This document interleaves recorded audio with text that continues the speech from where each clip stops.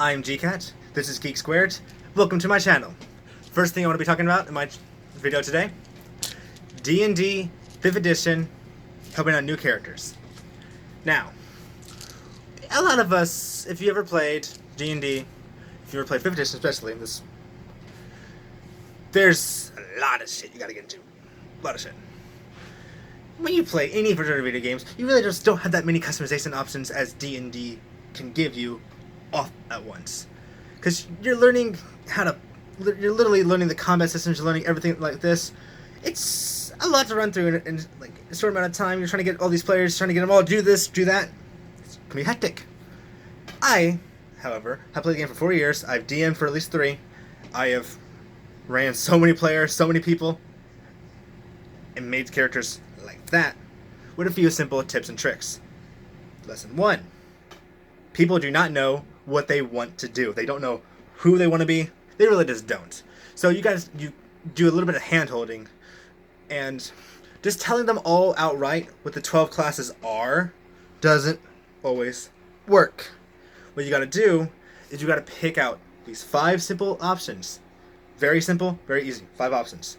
You have upfront fighters, you have ranged fighters, you have spellcasters, you have healers, and then you have animals.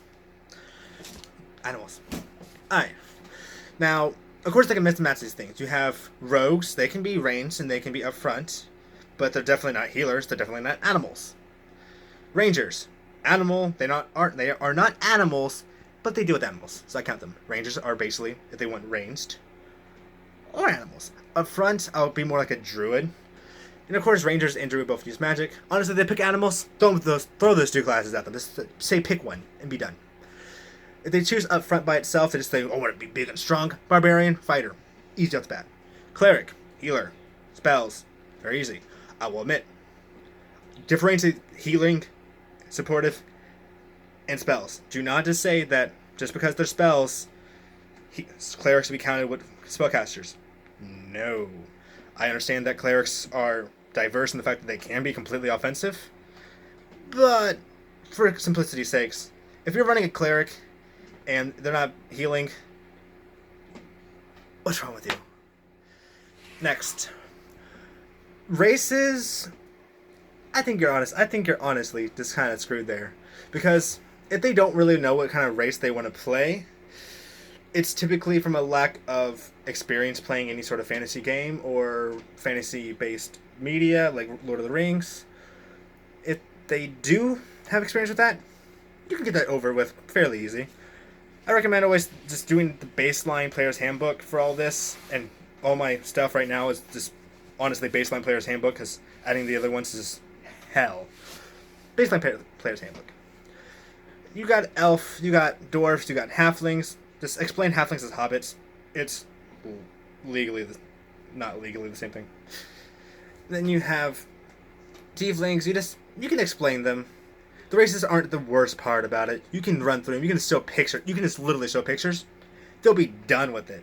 They'll be like, I like that one, that one. You're done. Pictures is the simplest thing.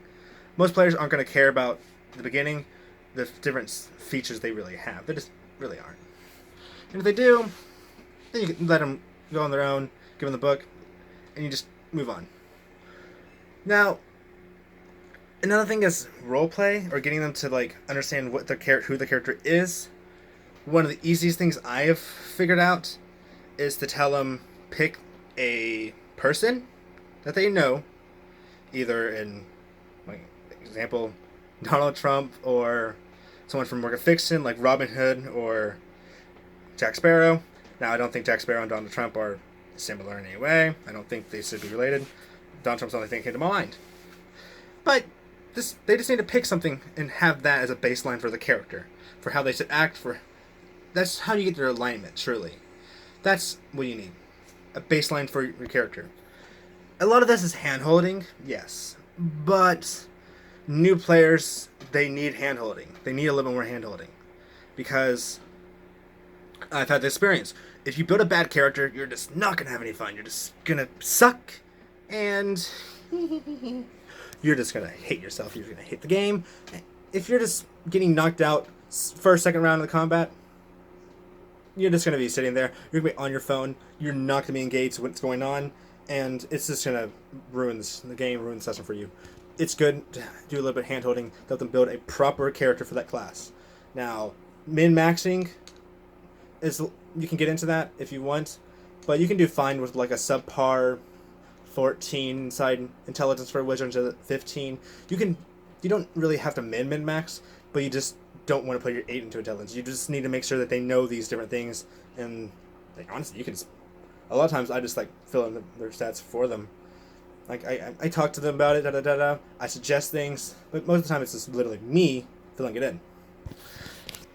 Now, these are basically all the tips and tricks I've learned. These are very basic. These only really work for the player's handbook.